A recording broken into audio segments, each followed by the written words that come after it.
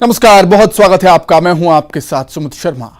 कर्नाटक में चुनाव, लेकिन छत्तीसगढ़ में सियासत। जी हां, चुनावी मौसम में राजनीति की व्यापकता का बड़ा उदाहरण सूबे में देखा जा सकता है। चुनावी तैयारी कर्नाटक में हो रही है और राजनीति छत्तीसगढ़ में गर्म है। पूर्व सीएम डॉक्टर रमन सिंह को कर्नाटक में 25 और 26 अप्रैल को प्रचार के लिए जाना है, लेकिन इसे लेकर कांग्रेस खूब तंज कस रही है। बात आज इसी पर, चर्चा आज इसी पर, लेकिन पहले रिपोर्ट देखें आप।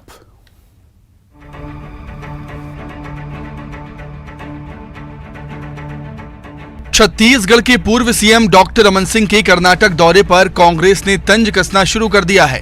दरअसल डॉक्टर रमन सिंह बेंगलुरु विधानसभा की बोमनहल्ली सीट से बीजेपी प्रत्याशी सतीश रेड्डी के प्रचार के लिए जा रहे हैं।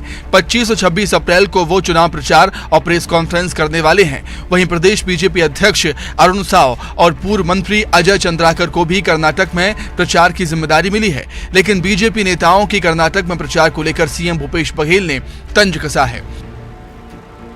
अच्छा, पहली बार लगा है वर्षों बाद। चलो अच्छी बात है, हमारी शुभकामनाएं। कम से कम पूछे तो उनको। दरअसल कांग्रेस के तंज कसने की वजह है बीजेपी और कांग्रेस ने कर्नाटक में चुनाव प्रचार के लिए स्टार प्रचारकों की जो लिस्ट जारी की थी, उसमें बीजेपी की तरफ से छत्तीसगढ़ के किसी भी बीजेपी नेता को जगह नहीं मिली थी, जबकि कांग्रेस की तरफ से सीएम भूपेश बघेल कर्नाटक में स्टार प्रचारक बनाए गए हैं। बीजेपी के स्टार प्रचारकों की लिस्ट को लेकर भी कांग्रेस ने तंज कसा था और कहा था कि बीजेपी ने छत्तीसगढ़ के किसी नेता को कर्नाटक में चुनाव प्रचार के लिए स्टार प्रचारक लायक नहीं समझा, जबकि सीएम भूपेश बघेल को स्टार प्रचारक बनाया गया है क्योंकि देश में छत्तीसगढ़ मॉडल की जमकर तारीफ हो रही है। बहरहाल बीजेपी का कहना है कि कांग्रेस को छत्तीसगढ़ की समस्याओं पर ध्यान देना चाहिए। हमने तो कई बार माननीय मुख्यमंत्री जी से आग्रह किया कि आप भाजपा की चिंता न करें। आप छत्तीसगढ़ प्रदेश में जो अपराध बढ़ गए हैं, माफियाओं की गुंडागर्दी अपनी चरम सीमा को लांघ चुकी है, उसे संभाल लें। प्रदेश के लोग जो वादा खिलाफी से परेशान हैं, उनके हित के लिए कोई कार्य करें। भ्रष्टाचार में जो ये प्रदेश पूरी तरीके से डूब चुका है, जनता के हक के पैसों की जो लूट हो रही है, उसके बारे में चिंता कर लीजिए। लेकिन वो बार बार भाजपा के बारे में बयान देते रहे। आखिरकार आज उनको बधाई देनी पड़ी, भाजपा को, भाजपा के नेताओं को। उन्होंने बधाई दी है तो हम उनका आभार भी व्यक्त करते हैं, धन्यवाद प्रेषित करते हैं। कर्नाटक विधानसभा के चुनाव का आगाज 13 अप्रैल को गजट नोटिफिकेशन के साथ हो चुका है। सूबे में 10 मई को मतदान होगा और 13 मई को नतीजे आएंगे। 224 सदस्यीय कर्नाटक विधानसभा का कार्यकाल 24 मई को समाप्त हो रहा है। इस चुनाव में बीजेपी कांग्रेस ने पूरा जोर लगा दिया है। बीजेपी के सामने चुनौती फिर से वापसी की है, जबकि कांग्रेस अपने खाते में एक बड़ी जीत दर्ज करने की जद्दोजहद में जुटी हुई है। पिछले कई चुनावों में पार्टी ने छत्तीसगढ़ में अपनी सरकार की योजनाओं को एक मॉडल के तौर पर पेश किया है और इस चुनाव में सीएम भूपेश बघेल अपना मैजिक चलाने की कोशिश करते हुए नजर आ सकते हैं। Bureau report, news 18 Raipur.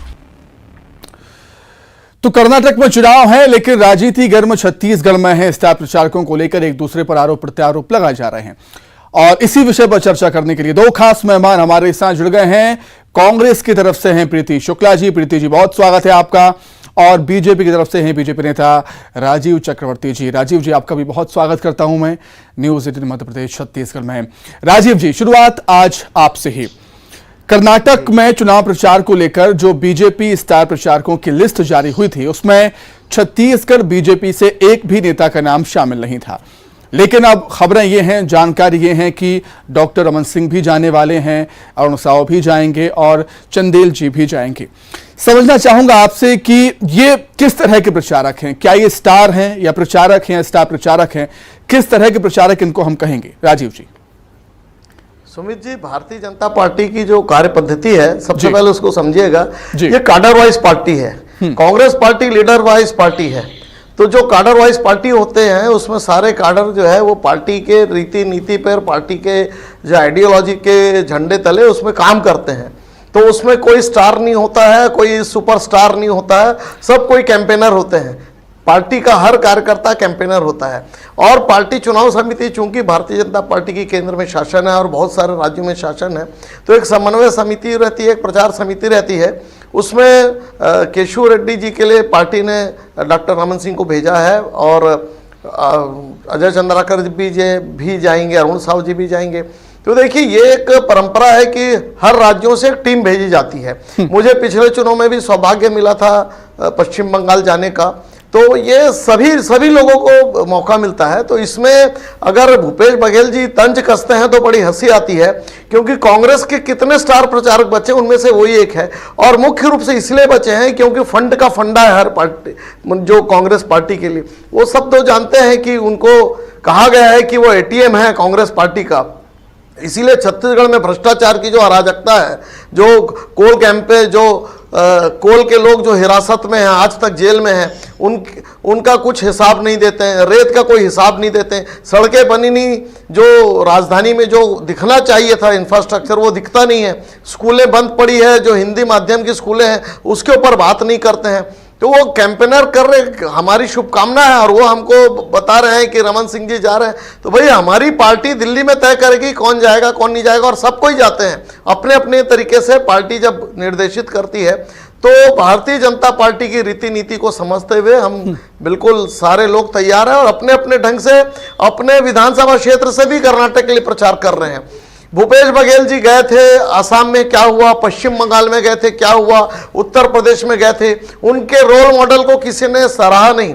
Assam में भी गए थे कि बिल्कुल हम छत्तीसगढ़ के रोल मॉडल को। हिमाचल प्रदेश में एक झूठ का शिकूफा छोड़ा कि हम ओल्ड पेंशन नीति लेकर आएंगे, उसमें हिमाचल ले देकर जीते हैं बहुत कम अंतर से, वोटों का प्रतिशत भी और सीटों का अंतर भी देख लीजिए।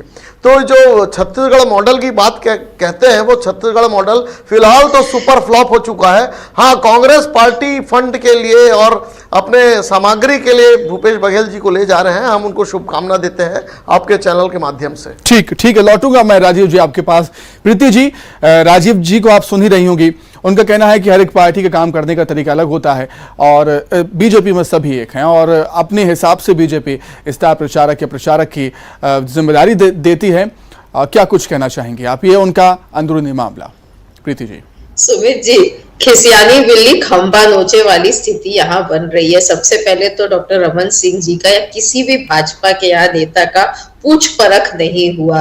अब जब कंटिन्यूअस सर्वे में साफ स्पष्ट हो रही है स्थिति कि हिमाचल की तरह कर्नाटक में भी कांग्रेस जीत दर्ज करने वाली है, 150 सीटें आने वाली है कांग्रेस की, तब इनकी बौखलाहट और इनकी घबराहट, क्योंकि 40% कमीशन वाली जो सरकार है उसको अगर कोई बेशर्मी से डिफेंड कर पाएगा तो वो सिर्फ छत्तीसगढ़ के भाजपाई नेता हैं जो भ्रष्टाचार में 15 साल इस तरह लिप्त रहे हैं। और इसलिए अब शायद on second thoughts in second list जैसे जारी होती है उसमें छत्तीसगढ़ के कुछ भाजपाई नेता को कुछ काम दे दिया गया है। स्टार प्रचारकों में इनका नाम कहीं नहीं था, इनका नाम इतना बदनाम है पूरे देश में, और 40% कमीशन वाली सरकार कर्नाटक की खुद है, तो ये किस मुंह से कुछ बात करे। लेकिन किसी तरह से डिफेंड अगर कर पाएंगे तो यही कुछ बेशर्म भाजपाई नेता है जो कर पाएंगे। रही बात भूपेश बघेल जी की, जो ये लंबी चौड़ी अभी हाँक रहे थे,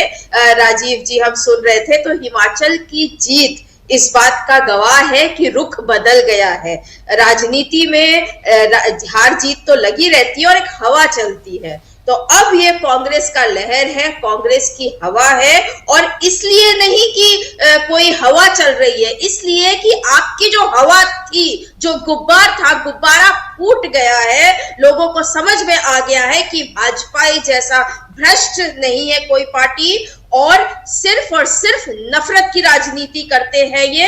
अब पूरा देश एकजुट हो रहा है प्रेम और भाईचारा के लिए। उन्हें समझ आ गया है कि कांग्रेस पार्टी ही एकमात्र विकल्प है, और यही कारण है कि अब वहां पर कांग्रेस की सरकार बनने वाली है। पूरे 150 से ऊपर सीट ला करके एक तरफा जीत कांग्रेस की होने वाली है। अच्छा, आपको बताएं Sumit ji, social media IT cell BJP का इतना स्ट्रांग रहता है हमेशा झूठ फैलाने में भी।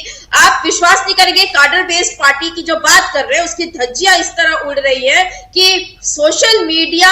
तो प्रीति जी, सच बताने में आपका सोशल मीडिया स्ट्रांग क्यों नहीं है? फिर सच बताने में आपका सोशल मीडिया भी स्ट्रांग होना चाहिए। हमारा सोशल मीडिया स्ट्रांग हुआ है तभी हिमाचल की जीत के बाद अब कर्नाटक में 150 की सीट का हम लोग रिजल्ट देखने वाले। 13 मई को दूध का दूध पानी का पानी हो जाएगा। जो हम बात कर रहे थे, इनका आईटी सेल जो इतना स्ट्रांग रहा है, उन्हें लोग नहीं मिल रहे, इन्हें काडर के लोग नहीं मिल रहे। अरे इनके तो दरी बिछाने और कुर्सी लगाने के लिए लोग नहीं मिल रहे अब, क्योंकि उन्हें भी समझ आ गया है कि दो ही चीज होगा, टिकट मिलेगी कांग्रेस से जो ले लेंगे ये किसी जिसके ऊपर ईडी, आईटी, सीबीआई का प्रेशर बना देंगे, ऐसे किसी को लेंगे उसे टिकट देंगे या तो, और या फिर जो भी होगा ये तो खरीद फरोख्त करेंगे बाद में। तो जनता का विश्वास भाजपा से ऐसा उठ गया है, उन्हीं के काडर का। ठीक है, राजीव जी कुछ कहना चाह रहे हैं। राजीव जी आप कुछ कहिए, फिर एक सवाल आपसे मैं करना चाहूंगा। जी राजीव जी।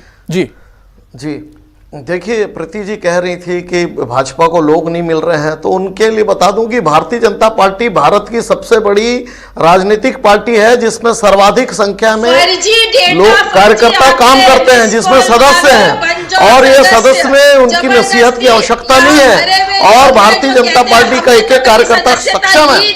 जहां तक कर्नाटक की बात है तो वीरप्पा मोइली के करप्शन को कौन नहीं जानता और किसको नहीं जानता, और दक्षिण भारत से जो कर्नाटक राज्य से जो शुरू हुई है भारतीय जनता पार्टी, और उसके अश्वमेध का घोड़ा जो शुरू हो चुका है सारे उत्तर भारत में, पूर्वोत्तर भारत में, पश्चिमी क्षेत्र में भारतीय जनता पार्टी का परचम लहरा रहा है। जिस कांग्रेस पार्टी का पूरे देश में शासन हुआ करता था, वो कांग्रेस पार्टी अभी सहयोगी दल बनकर रही है। उत्तर प्रदेश में सहयोगी, यहाँ पर जनता दल सेकुलर के साथ सहयोगी, तो कांग्रेस पार्टी का भी मुख्य रूप से सहयोगी बनकर रहना। तो कांग्रेस पार्टी अपनी चिंता कर रही है। प्रीति जी मैं आपके पास लौटूंगा, प्रीति जी आपको दोबारा मौका दूंगा, प्रीति जी मैं दोबारा मौका दूंगा आपको। राजीव जी मेरा एक सवाल आपसे यह है कि आपने ये कहा था कि बीजेपी में कोई स्टार नहीं है, सब बराबर होते हैं, लेकिन जब चुनाव आते हैं किसी भी प्रदेश में तो जो सूची जारी होती है प्रचारकों की, उसको क्या कहेंगे आप? देखिए सुमित जी, वो ऐसा होता है जो मान लीजिए किसी प्रदेश में जिसका बहुत आना जाना रहता है, जो वहां के कार्यकर्ताओं के साथ कांटेक्ट में रहते हैं, कांटेक्ट, कंसर्न एंड कम्युनिकेशन, तो ये जो ट्रिपल सी है। अब मान लीजिए जैसे मुझे प्रभार मिला हुआ है एक उदाहरण के तौर पर कि मुझे प्रीति जी मैं लौटूंगा ना, प्रीति जी मैं लौटूंगा आपके पास, प्रीति जी लौटूंगा आपके पास। प्रीति जी आपको डिस्टर्ब नहीं किया, थोड़ी शालीनता रखिए, मैं आपको चुपचाप सुन रहा था, अभी चुपचाप सुनिए, धैर्य रखिए, विपक्ष का गला मत घोटिए, समय आएगा। नहीं मैं चुपचाप सुन रहा था, आप भी चुपचाप सुनिए। तो ये जो ट्रिपल सी है, प्रीति जी आपके पास दोबारा लोग लगातार जाते हैं, जो लोग लगातार जिस प्रदेश में जाते हैं, उस प्रदेश के नेताओं के साथ जिनका कांटेक्ट रहता है, तो वो एक सूची बनती है, तो वो उनको वरीयता दी जाती है और बाकी लोगों को भी सहायता ली जाती है। जिसमें कहा ना, सोशल मीडिया, प्रिंट मीडिया या प्रिंट स्थान होता है, या ओबीसी सेल है, आईटी सेल है, तो सारे लोग मिलकर फिर बाद में एक टीम बना के काम करती है। फ्रंट फुट के लिए जो सर्वोत्तम जो वहां पे जाने जाते हैं, वहां से उनका आना जाना रहता है, वो एक टीम अलग से रहती है, और एक सेकंड टीम रहती है, और एक कवरिंग टीम रहती है। तो इस प्रकार से भारतीय जनता पार्टी 3 लेयर पे काम करती है, और आप लोगों के आशीर्वाद से, भगवान के आशीर्वाद से हमारा काम बहुत अच्छा चल रहा है। कर्नाटक में हम निश्चित रूप से जीतेंगे, जिस प्रकार से हम पश्चिम बंगाल में मुख्य विपक्षी दल के रूप में आए, असम में हमारी सरकार आई, पूर्वोत्तर में हमारी सरकार आई, गोवा में हमारी सरकार आई, महाराष्ट्र में हमारी सरकार आई, उत्तर प्रदेश में हमारी सरकार आई, उसी प्रकार से कर्नाटक में भी सरकार रहेगा। वहां पर भी समन्वय, संपर्क और सतत निगरानी के साथ हमने चुनाव लड़ा, एक होकर चुनाव लड़ा, किसी सहयोगी बनकर हम चुनाव नहीं लड़े। जिस प्रकार से कांग्रेस पार्टी अभी देखिए वहां जनता दल सेकुलर की सहयोगी बनेगी, उत्तर प्रदेश में सहयोगी बनी थी समाजवादी पार्टी का, तो हम सहयोगी नहीं है, हम मुख्य रूप से चुनाव लड़ते हैं जनता के मुद्दे को लिए, जनता के लिए, जनता के सेवा के लिए हम चुनाव लड़ते हैं। हाँ, सीट आने जाने की कोई बात नहीं, हम तो 2 सीट में भी थे, उस दिन को भी देखा 145 सीट में थे, 13 दिन की सरकार थी, और हमारी सरकारों को गिराया गया कांग्रेस के द्वारा। उस समय को भी देखा, हम दोबारा निर्वाचित हुए, तो भारतीय जनता पार्टी लगातार चुनाव जीतती है और जनता के बीच में रहती है अपने नीति निर्धारण को लेकर, अपने कार्यक्रमों को लेकर। इसीलिए भूपेश बघेल जी को तंज कसने की आवश्यकता नहीं है, वो अपने गिरेबा में देख ले, वो अपनी पार्टी को देख ले, अपने भ्रष्टाचार को रोक ले। राजीव जी मैं आपके पास, प्रीति जी बार बार आप पर बीजेपी आरोप ये लगाती है प्रीति जी कि सीएम भूपेश बघेल को किसी भी राज्य में चुनाव प्रचार के लिए ले जाया जाता है, लेकिन उसके पीछे की वजह बीजेपी कहती है कि फंडिंग के लिए सीएम भूपेश बघेल को पार्टी इस्तेमाल करती है। इस पर क्या कुछ कहना चाहेंगे आप? आपके सवाल का जवाब दे उससे पहले राजीव जी ने जो एक बात कही कि सहयोगी का हेल्प नहीं लेते, तो जम्मू कश्मीर में पीडीपी की सरकार विरोधी के साथ मिलकर के सरकार, इससे बड़ा एग्जाम्पल शायद में निर्णय जरूरी था। होगा। नहीं तो आतंकवादियों के टारगेट में था। बाकी जगह तो हमने बनाई सरकार, अपने बल पे बनाया है। महाराष्ट्र में शिवसेना के साथ बनाया, वो हमारे एनडीए के घटक दल थे। महाराष्ट्र, मध्य प्रदेश, लेकिन कांग्रेस का कोई घटक दल नहीं था। आपने बनाया है, कांग्रेस का कोई घटक दल नहीं था प्रीति जी। आपके यूपीए का घटक दल नहीं था, आप अलग हो गए थे। में छिपा है कि 20,000 करोड़ अडानी के कहां से आए।